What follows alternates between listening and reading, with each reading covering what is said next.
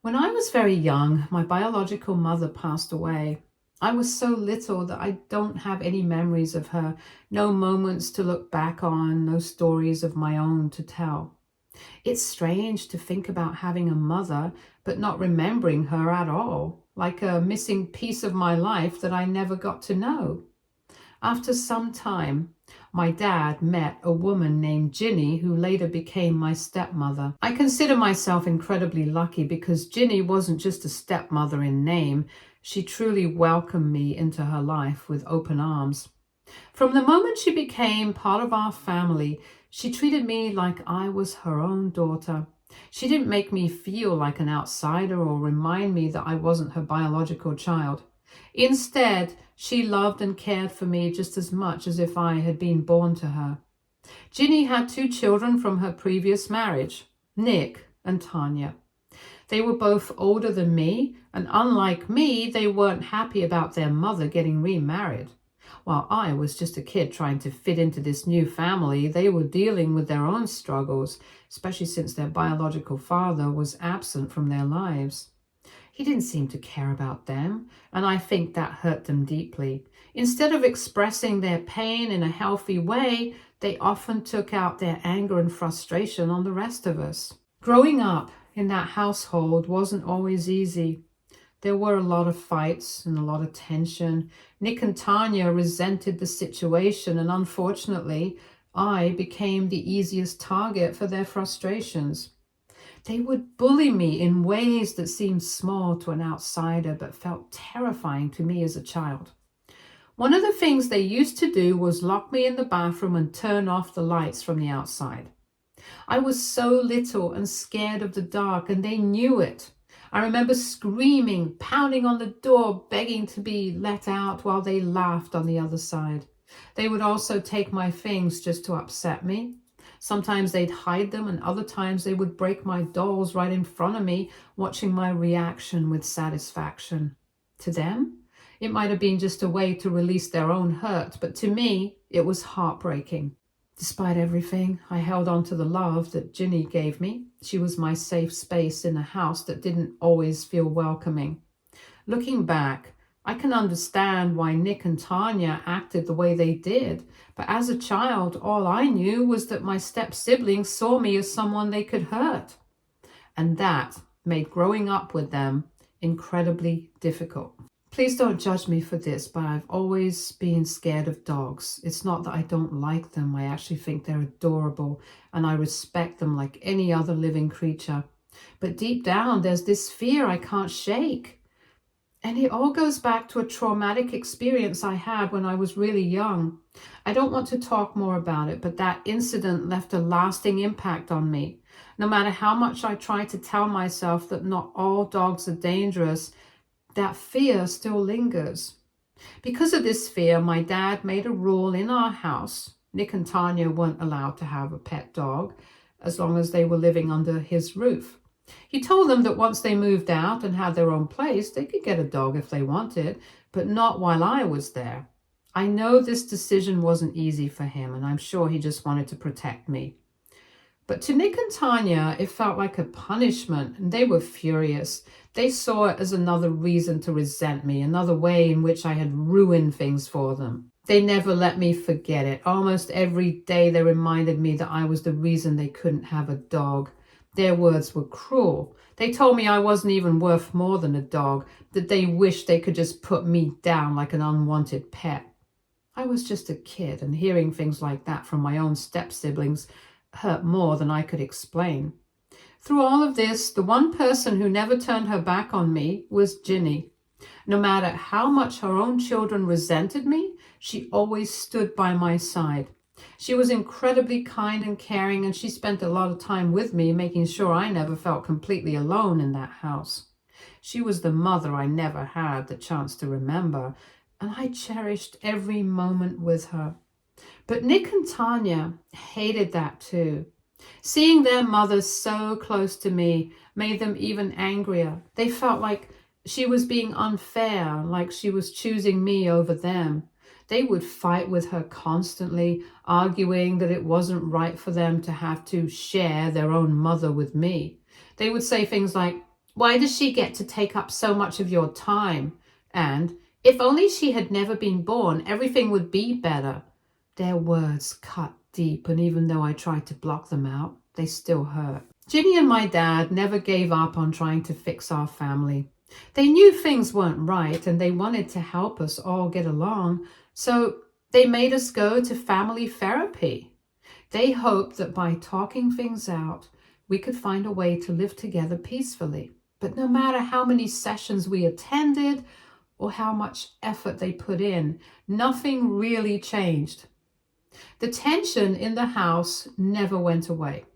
Nick and Tanya were stubborn, bratty, and rude. They acted like they could do whatever they wanted, whenever they wanted to, without consequences. In their minds, the fact that their biological father was absent gave them the right to be angry at the world all the time. And instead of directing that anger towards the man who had actually abandoned them, they took it out on everyone else. On me, on my dad, and sometimes even on Ginny. They never once respected my dad. He stepped up in ways that their own father never did. But they refused to see it. My dad worked hard to provide for all of us, and despite how they treated him, he still made sure Nick and Tanya had everything they needed. He didn't just raise them, he put them through college, paying for their tuition, their books, everything. And yet, not once did they ever say thank you. Not once did they acknowledge the sacrifices he made for them. Even during their college graduation, they made it painfully clear how little they cared for him. They refused to let my dad attend. After everything he had done, they didn't even want him there to see them walk across the stage. Ginny had to go alone. And the worst part? They did invite their biological dad. The man who had never been there for them, the one who had abandoned them, was the one they wanted at their big moment. But unsurprisingly, he never even bothered to show up. Once they both moved out, they cut ties with us almost immediately. They barely ever visited, barely called. It was as if we had never been a part of their lives. They wanted nothing to do with us anymore. But it wasn't enough for them to just leave. Nick wanted Ginny to leave too. He told her she should move out and separate from my dad. In his mind, my dad had already done his part. Since my dad had paid for their education and set them up for their future, they didn't need him anymore. But Nick didn't just want his mother to leave. He wanted her to make my dad suffer. He insisted that she divorce him and take everything she could. He wanted her to drag my dad through a messy separation just to make sure he paid a price for daring to be in their lives. It was never enough for them to just walk away. They wanted my dad to feel their bitterness, to feel punished for something he never did wrong. Thankfully, Ginny didn't listen to Nick's cruel demands. She stayed with my dad, refusing to turn her back on him after everything they had been through together. But that didn't mean things were easy. My dad was deeply hurt by how ungrateful her children had been. He had done so much for them, not because he had to, but because he genuinely cared. And yet, in the end, they treated him like he was nothing more than a walking wallet. It was painful for him to realize that they had never truly seen him as family. After everything, my dad made a decision. He wasn't going to chase after them anymore. If they saw him as nothing more than a source of money, then he didn't want to be part of their lives. He had spent years trying to build a relationship with them, giving them love, support, and financial stability, only to be repaid with disrespect and entitlement. It was clear that no matter what he did, they would never appreciate him, so he chose to let go. This, of course, made my step-siblings hate me even more. To them, it was my fault that their mother stayed with my dad. My fault that he had cut them off. My fault that they no longer had a man they could manipulate for money. For years, they completely ignored me, as if I didn't even exist, but even worse, they also shut Ginny out of their lives. For a mother, there is nothing more heartbreaking than being rejected by your own children. Ginny loved them deeply, no matter how they treated her, and she still wanted to be part of their lives, but they refused to have anything to do with her. When Tanya got married, she made the cruelest decision of all. She didn't invite her own mother to the wedding. No matter how much Ginny begged, no matter how much she tried to reach out, Tanya wouldn't budge. She didn't want her there. It was honestly heartbreaking to watch. Ginny had spent her whole life loving and caring for her children, and in the end, they abandoned her just because she didn't give in to their selfish demands. I could see how much it hurt her, how much it broke her heart, but there was nothing I could do to fix it. Through it all, my dad and I stood by Ginny. We supported her, comforted her, and reminded her that she wasn't alone. Even if her biological children had turned their backs on her, we never would. She had been there for me when I needed a mother, and now it was my turn to be there for her. Then last year, something unexpected happened. Nick reached out to Ginny. After years of cutting her off, he suddenly wanted to talk to her again. But it wasn't because he had a change of heart or because he felt guilty for the way he had treated her. No, it was because he needed something. Nick and his wife had just had a baby, and he told Ginny that not only did he want her to meet her grandson, but he also needed her to step up as a grandmother. He wanted her to babysit his child so that he and his wife wouldn't have to spend money on a nanny. Raising a child was expensive, and instead of paying for professional childcare, he decided that his mother should do it for free. Anyone with common sense could see what was happening. Nick didn't reach out because he missed his mother or wanted to make amends. He reached out because he saw her as a convenient, unpaid babysitter. But Ginny, after years of missing her children and longing to be part of their lives again, was too desperate to reconnect, to see the truth. She readily agreed, eager for the chance to be involved in her grandson's life. So every single day, Ginny would drive to Nick's house and spend hours taking care of the baby. She wasn't paid for it, and she never asked to be. She just wanted to be there for her son and grandson, hoping that this would finally be her chance to mend their broken relationship. But Nick and his wife didn't treat her with gratitude or appreciation.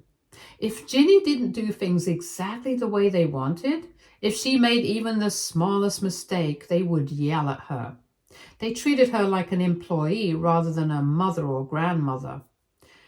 My dad and I could see what was happening.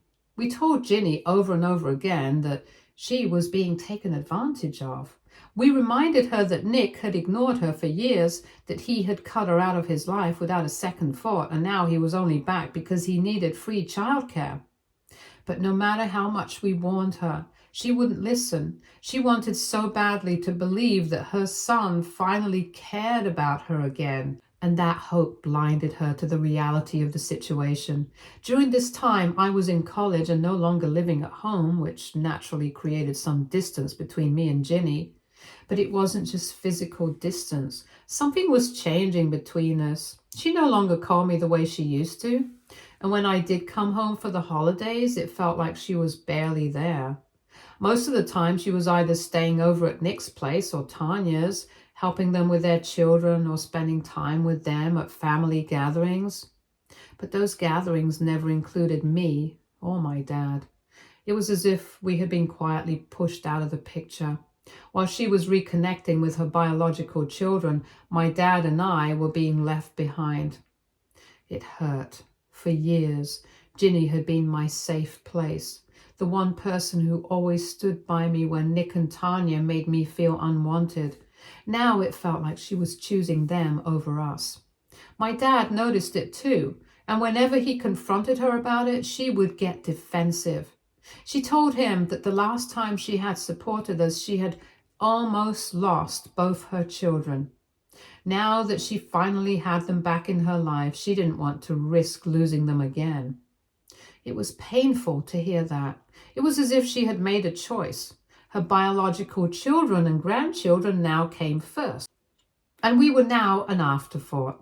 My dad, the man who had stood by her through everything, who had loved and supported her unconditionally, was suddenly not as important anymore. As for me, the girl she once called her daughter, the one she had protected and comforted all those years ago, I was now on the outside looking in. It felt like a betrayal. I had always believed that no matter what happened, Ginny and I would always be family. But now, it seemed like her priorities had shifted. She was willing to do anything to keep her biological children happy, even if it meant shutting us out. And that realization hurt more than I could ever put into words. Ginny didn't even bother attending my college graduation, even after I personally invited her. I tried not to take it too hard, telling myself that maybe she was busy or had other things going on. But deep down, it hurt. It felt like another sign that our bond was slipping away. Thankfully, my dad was there for me. He cheered me on, taking pictures, made sure I felt special on my big day. His presence meant everything to me. But I couldn't shake the sadness that came with knowing Ginny had chosen not to be there. After graduation, I got a job in a new city, which meant I had to move. My dad was incredibly supportive. He helped me pack, travel, and settle into my new apartment. But Ginny? She never even called. Not once did she check in to see how I was doing, ask if I needed anything, or even wish me luck on this new chapter of my life. It was as if I no longer existed in her world. I didn't want to believe that she had completely shut me out, so I kept trying. I called her, sent her messages, tried to stay in touch because despite everything, I still cared. I wanted to be there for her, just like she had once been there for me. But no matter how much I reached out, it felt one-sided. What finally broke me, what made me realize that our relationship was truly over, was her birthday.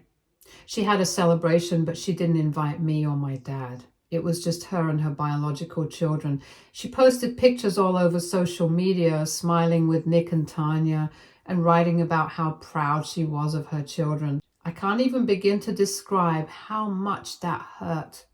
It wasn't just the fact she left us out. It was that she made it so clear that in her eyes, we weren't her family anymore. I had spent so many years thinking of her as my mother, believing that we had a bond that went beyond blood.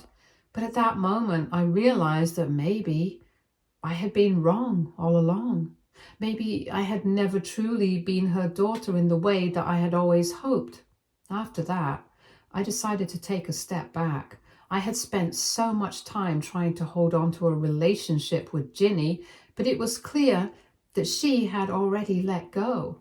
There was no point in forcing something that only I seemed to care about. Ever since then, she has never wished me a happy birthday or even checked up on me. No calls, no messages, nothing. It was as if I had completely disappeared from her life. The woman who once treated me like her own daughter now acted like I didn't exist. As for her relationship with my dad, it had changed too. At this point, they were more like roommates than husband and wife. There was no warmth between them anymore, no real connection. Ginny spent most of her time at Nick and Tanya's beck and call. She had become their personal babysitter, always on duty, always available whenever they needed her. Nick and Tanya took full advantage of this. They would go on vacations, leaving their kids with Ginny for days at a time, knowing she would never say no. She was constantly running around after their children, dedicating all her time and energy to them while my dad was left alone at home. It was frustrating to watch. My dad had given so much to Ginny and her kids, had loved and supported them for years, and yet in the end, this was how they treated him. And Ginny? She didn't seem to care. She was so focused on making up for lost time with Nick and Tanya that she didn't see how much she was neglecting the man who had always been there for her. At this point, I've stopped trying. I've stopped waiting for her to care, stopped hoping that one day she'll remember that I was once part of her life too. Because the truth is, she made her choice, and now I have to make mine. Recently, Ginny's father, her last living parent, passed away. Even though we barely had a relationship at this point, I still made the effort to fly down for the funeral. No matter what had happened between us, I wanted to pay my respects to her father. Ginny was absolutely heartbroken. No matter how old we get, losing a parent is never easy, and I could see the grief weighing heavily on her. But what shocked me the most was that during the funeral, her children were nowhere to be seen. When my dad asked Ginny about it, she sighed and told him that Nick and Tanya were apparently caught up with work or too busy to attend their own grandfather's funeral. It was unbelievable. After everything Ginny had done for them, after she had put them above everyone else in her life, they couldn't even spare a single day to be there for her in her darkest moment. It was inhumane. Ginny had spent years prioritizing her biological children over everything else, and now, when she needed them the most, they were nowhere to be found. Later that day, the lawyer read out her father's will, and Ginny discovered that he had left her everything, all his assets, his home, everything he owned. I couldn't help but wonder if this was why her children had chosen not to come. Had they already known? Had they decided that since they weren't getting anything, it wasn't worth their time? Back at home, I did my best to console her. Despite everything, I couldn't just ignore her pain. She had been a mother to me once, and for those few days, I let go of all the past hurt and focused on being there for her. I sat with her, listened to her, supported her in any way I could, even though I knew things would go back to the way they were once I left. For that brief moment, I wanted to be the person she could lean on. Then, out of nowhere, yesterday, Ginny called me. It was the first time she had reached out to me in years. After all this time, after birthdays missed, after being ignored, after watching her choose her biological children over and over again, she suddenly seemed curious about my life. Mind you, she had never once called me or visited me since I moved away, not even once. But now, after the funeral, she suddenly cared? I didn't know what to expect, but I answered the phone anyway. I kept my tone polite as I responded to her questions. She asked how I was doing, where I was working, how life had been for me. I answered everything calmly, but in the back of my mind, I kept wondering why now. She then started apologizing to me out of the blue. Her voice cracked as she told me how much she had missed talking to me, how she couldn't believe how much I had grown and matured. She admitted that she had made a mistake, that she had ignored me for years, that she had let her children come between us, and that she deeply regretted it. She said she was sorry for not being there for me and for pushing me aside. I didn't know what to say. I had spent so many years mourning the mother figure I had lost, and now here she was asking me to forgive her. Then she asked me if I could accept her as my mother again, if I could let go of the past and rebuild our relationship. I was stunned. After everything, after all the pain and neglect, she suddenly wanted to come back into my life. But the question that haunted me was, why now? Why, after all these years, was she choosing to apologize? Was it truly because she missed me, or was it because she was finally realizing that the children she had prioritized had never truly cared about her the way she thought they did? I wasn't sure how to respond, so I asked her to give me some time to think about it. Ginny said she understood that she would wait for as long as I needed, but even after the call ended, I felt conflicted. Now that I've had time to think about it, I don't know if I want to accept her as my mother again. To be frank, part of me wants to believe her, to believe that she truly regrets everything and wants to make things right. But another part of me, the part that still carries all the hurt, the rejection, the years of being forgotten, is hesitating. It's not that I don't believe she's sorry, it's just that I don't know if I can ever trust her not to hurt me again. For years, I tried so hard to keep her in my life. I called, I texted, I reached out, only to be ignored. She never made an effort for me, not once. I watched as she built a life with the children who had bullied and mistreated me, while I was left behind like I never mattered. And now, when it seems like they have no real use for her anymore, suddenly I matter again?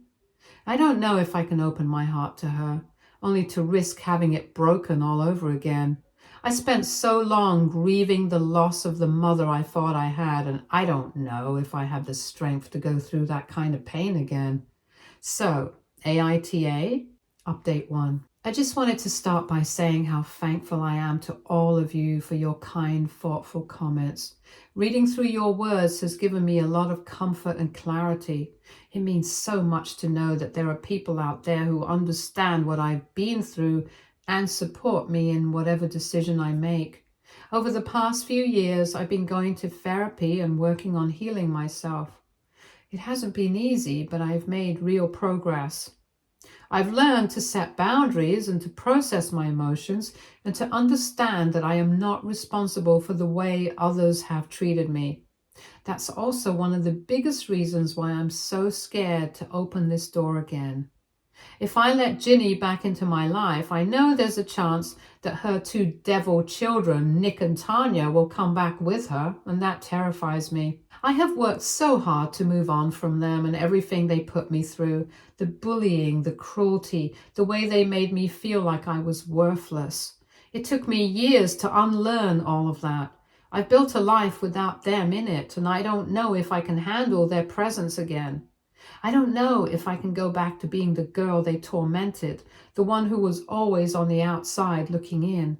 I finally started to feel free, and I don't want to risk losing that just because Ginny suddenly decided she wants me back in her life. Is she truly sorry? Or is she just looking for another safety net now that her children have abandoned her? These are the thoughts that keep running through my mind. I just don't know what to do. Update 2. Okay, last night I had a long conversation with my dad and I told him everything, how Ginny had called me out of the blue, how she apologized for everything, and how she asked me if I could forgive her and accept her as my mother again. My dad listened quietly. When I finally finished talking, he let out a deep sigh and told me the truth. The real reason Ginny was suddenly feeling so nostalgic and missing me wasn't just guilt or regret. It wasn't because she had finally come to her senses about how she had treated me. It was because of money.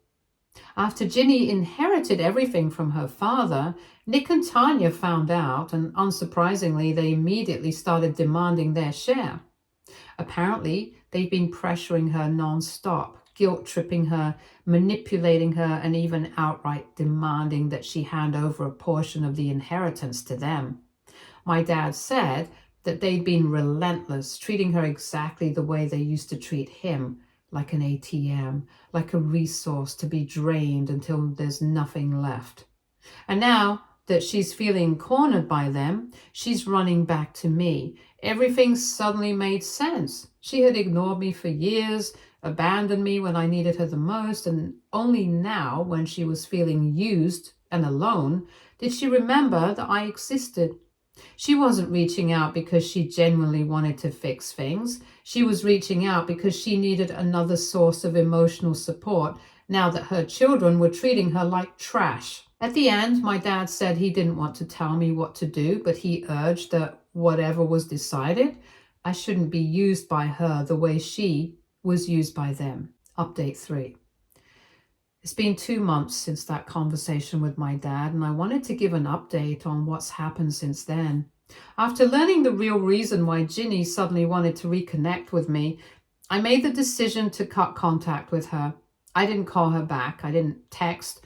I certainly didn't try to mend things. At first, I felt guilty. There was still part of me that remembered the version of her who had once loved me, the mother figure I had cherished as a child. But every time I felt myself wavering, I reminded myself of the truth. She had no problem forgetting about me when she had everything she wanted. She only remembered me when she had something to lose. Apparently, my silence didn't go unnoticed. A few weeks after I went no contact, Ginny started calling and texting me repeatedly. Her messages were filled with apologies, telling me how much she missed me, how she wanted us to talk. Then, as expected, her children escalated things. Nick and Tanya, who had been hounding Ginny for money, found out that she had been trying to reach out to me. From what my dad told me, they lost it. They accused her of trying to leave them behind, of wanting to replace them with me, and even threatened to cut her off completely if she didn't prioritize them. Mind you, these were the same children who ignored her when their grandfather passed, the same ones who only cared about her as long as she was useful to them. And the worst part? Ginny gave in. Just like before, she chose them. After weeks of chasing after me, once her children started putting pressure on her, she stopped calling. No more texts, no more voicemails, nothing. She completely backed off. It was like the past 2 months had never even happened. I was only an option for her when she had no one else. The second she thought she had a chance with Nick and Tanya again, I became invisible to her all over again. And you know what? I'm okay with that. For the first time in my life, I see things clearly. Ginny was never truly my mother. She may have stepped into that role for a time, but when it came down to it, I was never a priority for her. I was just a backup plan. I don't regret my decision. I don't miss the anxiety of wondering whether I mattered to her. And after everything, I finally understand that losing Ginny isn't my loss, it's hers. Stay tuned for more stories from our girl relationships.